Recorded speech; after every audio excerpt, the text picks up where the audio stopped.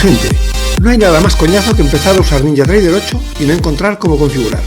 A mí me cagaba y mucho, pero mucho, ¿eh?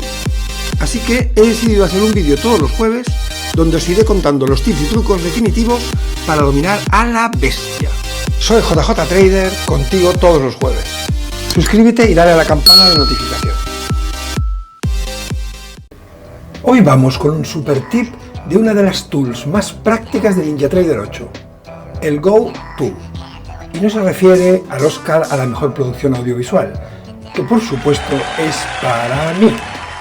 Pongamos que necesitas ver esta zona del gráfico de 4 horas del día 29 de septiembre de este año, pero necesitas verlo en un time frame más pequeño.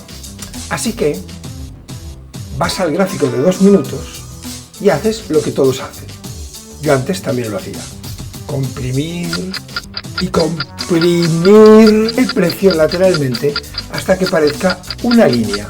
Y además tendrás que hacer después un eterno arrastre lateral, arrastre lateral, arrastre, arrastre, arrastre, arrastre lateral con el mouse, preguntándote una hora después si en algún momento conseguirás llegar al punto deseado.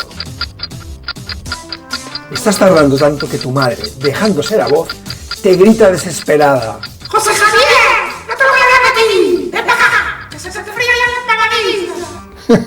Bueno, pues aquí tienes la solución para evitar todo esto. Tómate una tila. No, en serio. Aquí voy con el super tip. Vas a la parte oscura debajo de la escala de tiempo, que no es un agujero negro. Te pones con el cursor aquí encima, le das al botón derecho y eliges la frase mágica Go To. Te abre una ventana donde puedes elegir el mes, el día y aquí a la derecha la hora donde quieres ir. Le das a OK y voilà, se hizo la luz. De golpe te encuentras en el lugar exacto que habías visto en el gráfico de 4 horas, pero en 2 minutos. Cojonudo, ¿verdad?